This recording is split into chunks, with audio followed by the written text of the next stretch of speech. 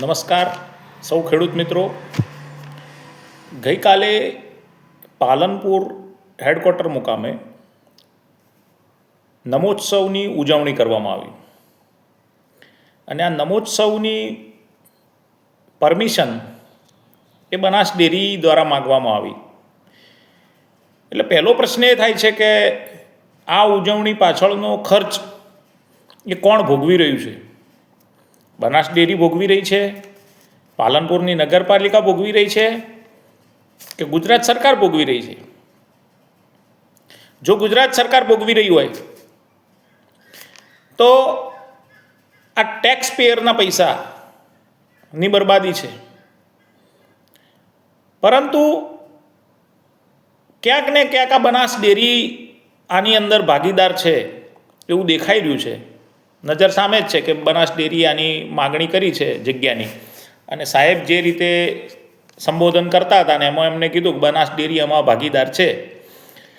એટલે પહેલો પ્રશ્ન એ થાય છે કે ખેડૂતોને આપવા માટે તમારી જોડે પૈસા નથી. દૂધના ભાવો જે તળિયા પર છે, 10 વર્ષના તળિયા ઉપરના દૂધના ભાવો છે, એમને આપવા તમારી પાસે પૈસા નથી, પરંતુ આવો તાઇફા કરવા માટે તમારી પાસે પૈસા છે. દૂધની અંદર આજે આપણે જાણીએ છીએ કે ભેળસેળને એવી અનેક સમાચારો દરેક આવી રહ્યા છે. સાબર ડેરીના અંદર, સાબરકાંઠાના અંદર ક્યાંક ને ક્યાંક હમણાં કંઈક રેડો પડીને એમાં જોયું કે ભાઈ ત્યાં દૂધના ડિટર્જન્ટના આ બધાથી મિક્સ કરીને દૂધ બનાવવામાં આવતું. આજની તારીખે માયના અંદરથી પણ ડુપ્લિકેટ ઘીનો જથ્થો મળ્યો છે. આ બધું ડુપ્લિકેટ કેમ બની રહ્યું છે?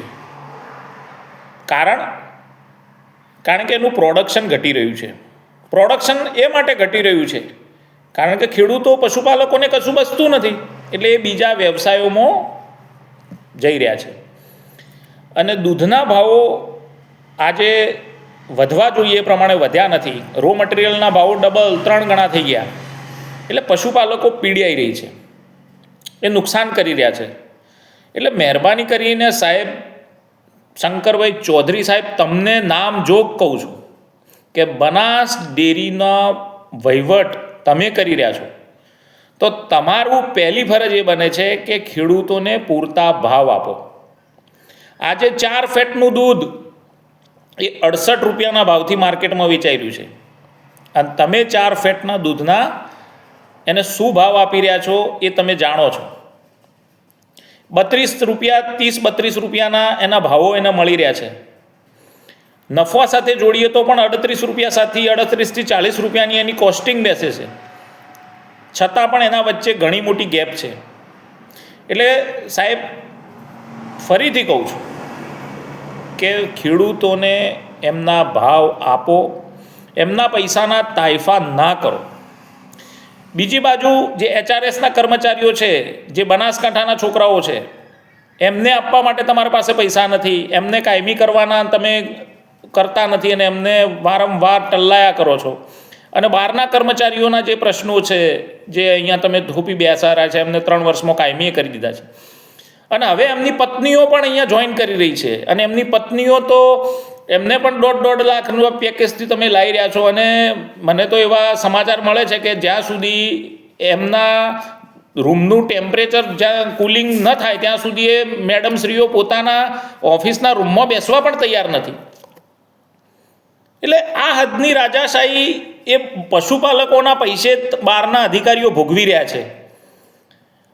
અને તમે સરકારના, ભાજપ સરકારના જે પ્રોગ્રામો છે એ બનાસ ડેરીના પશુપાલકોના પૈસે કરી રહ્યા છો. એટલે એક પશુપાલક તરીકે અથવા એક ખેડૂતના દીકરા તરીકે તમારે ક્યાંક ને ક્યાંક એક વિચારવું રહ્યું કે ખરેખર જે તમે કરી રહ્યા છો એ અન્યાય નથી? આ ખેડૂતો જોડે અન્યાય નથી? હમણાં ડીસાના એક ખેડૂતની દૂધ બંધ કરી દેવામાં આવ્યું. ઘટના માત્ર એટલી છે કે ફોન ઉપર એ ખેડૂત અને ડૉક્ટરના જે ડ્રાઈવર છે એને બોલચાલ થાય છે. ખેડૂત પોતે હાજર નથી એના ખેતરમાં, અને એના ગેટ જે ખેતરનો ગેટ છે એ ખોલવા માટે એના કોઈ માણસ જોડે ડ્રાઈવરને અને પહેલાં એને બોલચાલ થઈ હશે, અને એ ડ્રાઈવર ખેડૂતને ફોન કરે છે અને ખેડૂતના જોડે એની બોલચાલ થાય છે. બસ આટલા ઘટનાની અંદર ખેડૂત માનો કે અપશબ્દો બોલ્યો પણ છે, તો એનું માફીપત્રક સાહેબ તમારા હરિભાઈ સાહેબના ટેબલ ઉપર આપ્યું છે. 2 દિવસ એ ઘટનાના જેવા થયા એમાં 2 દિવસ એના માફીપત્રક સાહેબ હરિભાઈ સાહેબ તમારા ટેબલ ઉપર આવ્યું, અને તમે એવા મોટા શું અધિકારી છો કે માનવતાને તમે ભૂલી જો છો. માનો એની ભૂલ થઈ, એની માફીપત્રક તમારા ટેબલ ઉપર લખીને આપ્યું, તો તમે એને માફ કરવું જોઈએ. 2 દિવસ 3 દિવસ બાદ એને માફ કરવું જોઈએ. એની જગ્યાએ તમે એ ચેરમેન મંત્રીને લઈને આવે છે, અને છતાં બી તમે એમ કહો છો કે તારું દૂધ નહીં લેવામાં આવે, તારાથી જે થાય એ કરી લેજે. એટલે શું એ સમયે તમને ખેડૂતનો ન્યાયની, ડૉક્ટરોના હિતની તમે વાત કરો છો, તો બીજી બાજુ આટલા ખોટા તાઇફા પશુપાલકોના પૈસે થઈ રહ્યા છે, એ સમયે સાહેબ તમારો આત્મા નથી જાગતો? એ સાહેબ તમે નથી થતું કે આ ખેડૂતોના પૈસા ખોટા થઈ રહ્યા છે? બહારના કર્મચારીઓ અહીંયા જે મન ફાવે એ રીતે કામ કરી રહ્યા છે, એમને મન ફાવે રીતે પગાર આપી રહ્યો છે, એ સમયે સાહેબ તમે નથી થતું કે આ ખેડૂતો જોડે અન્યાય થઈ રહ્યો છે? એ સમયે તમે કેમ એક્શન નથી લેતા? એ સમયે કેમ અધિકારીઓ સામે કોઈ અવાજ નથી ઉઠાવતા? ખાલી કોઈ ગરીબ ખેડૂતને, પશુપાલકને દબાવવા માટે તમે આ સંસ્થામાં બેઠા છો? શું આ સંસ્થા એ માટે ચાલુ કરવામાં આવી કે તમે ખેડૂતોને અન્યાય કરી શકો? ગલબાભાઈ નાનજીભાઈ પટેલે આ સંસ્થા ખેડૂતો માટે ચાલુ કરી હતી. આજે તમારા જે વિચારો છો, એવા વિચારો જો એમને રાખ્યા હોત કે હું મારા દીકરાઓ માટે અથવા મારી પ્રાઇવેટ કંપની બનાવું, તો શું તમે એ જગ્યાએ નોકરી કરતા હોત? ના, તમે ન કરતા હોત સાહેબ. તમારે અહીંયા એટલી વસ્તુને યાદ રાખવી પડે કે અહીં ખેડૂતોની સંસ્થા છે, અને જેટલા પણ કર્મચારીઓ છે એ ખેડૂતો એમને પગાર ચૂકવે છે. એટલે ખેડૂત તરફથી કોઈ પણ ભૂલ થઈ હોય તો એનું કંઈક ને કંઈક સમાધાન હોય. તમે એની સમાધાન કરવાની જગ્યાએ તમે એક આદેશ ફરમાવી દો છો કે તારું દૂધ લેવામાં નહીં આવે. એટલે કઈ માનસિકતાથી તમે જીવી રહ્યા છો? શું આ માનસિકતાથી તમે ખેડૂતોને સાથે ન્યાય કરશો? આજ સુધી કોઈ કેસ તમારી જોડે આવ્યો જ નથી? તમારા અધિકારીઓ કોઈ ભૂલ કરતા જ નથી? કેટલાય ટેન્કરોમાં દૂધમાં પાણી, ઘીના ટેન્કરો મિશ્રણવાળા પકડવામાં આવે છે. કેટલા અધિકારીઓ ઉપર તમે કેસ કર્યા? કેટલા અધિકારીઓને તમે બરતરફ કર્યા? ચેરમેન શ્રીના ખુદના સગાવાલાઓ ઉપર કેસો છે. કેટલાને તમે બરતરફ કર્યા? કેટલાને તમે કાઢી મૂક્યા? એટલે જનતા જવાબ માગશે સાહેબ તમારા જોડે. એટલે માનવતાની દ્રષ્ટિએ નિર્ણય કરો, અને આવા ખેડૂતોને, ગરીબ ખેડૂતોને હેરાન ના કરો. એમની રોજીરોટી ઉપર પ્રશ્ન આવે છે. એમના પરિવારને ગુજરાન કઈ રીતે ચલાવવું છે ને, એ તમે કદાચ એસી ઓફિસમાં બેસીને નહીં સમજી શકો સાહેબ. એટલે હું આ મુદ્દા ઉપર કોઈ રાજનીતિ કે એ કરવા નથી માગતો.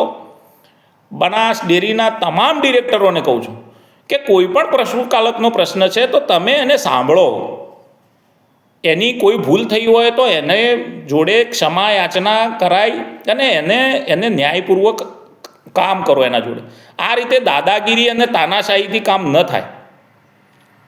નમોત્સવ ઉજવાઈ રહ્યો છે બનાસ ડેરીના પૈસે. શાનો ભાઈ નમોત્સવ છે? શું આ ખેડૂતોના માથે ખોટી ડીલ કરી એનો નમોત્સવ છે? અરે કયો ઉત્સવ મનાવી રહ્યા છો તમે? ખેડૂતોના અહિત કરનારી ડીલનો પૈસા ખેડૂતોના, એનો ખર્ચો પણ ખેડૂતો ભોગવે ને એમના પૈસે એમની જાહો જલાલી તમારે કરવાની છે? એટલે મહેરબાની કરી અને આ ખેડૂતોની સંસ્થાને તો તમે એને બાકાત રાખો તમારા ખોટા ખર્ચાઓથી. સરકારમાં તમે કેટલાય ભ્રષ્ટાચાર કરો છો એ જગ જાહેર છે, પણ મહેરબાની કરી અને ખેડૂતોની સંસ્થાઓને બાકાત રાખો. ખેડૂતોમાં આમાં ના ઘસીટો, એવી હું તમને અપીલ કરું છું. ખેડૂતો વતી અપીલ કરું છું. કારણ કે હવે ખેડૂત ત્રાસી ગયો છે. એના જોડે કશું જ બાકી રહ્યું નથી. ખેતી અને પશુપાલન એ બંનેમાં એ એટલો પીસાઈ રહ્યો છે કે આજે એને ક્યાં જવું, શું કરવું એ ખબર નથી પડતી. એટલે મહેરબાની કરીને આ જે વ્યવસાય થોડો ઘણો પણ હવે તળિયા ઉપર આવ્યો છે ને, એને ચલવા દો. એને આ રીતના ખોટા ખર્ચાન તાઇફા ના કરો, એવી હું ખેડૂતો વતી તમને વિનંતી કરું છું. નહીંતર આગામી સમયમાં એટલું ભયંકર વિકરાળ સ્વરૂપ આ રોષ, આ ખેડૂતોનો રોષ એવો આવશે ને કે સાહેબ તમે એને હેન્ડલ નહીં કરી શકો. તમે એ બનાસ ડેરીના એક દરવાજાને અને બારીઓને અને એને તોડીને ખેડૂતો અંદર આવશે, અને એના જવાબો તમે નહીં આપી શકો. એટલે સાંજમાં સમજીજો અને આવા ખેડૂતોને અન્યાય ના કરો, એવી આજના તબક્કે વિનંતી કરું છું. અસ્તુ. ભારત માતા કી જય.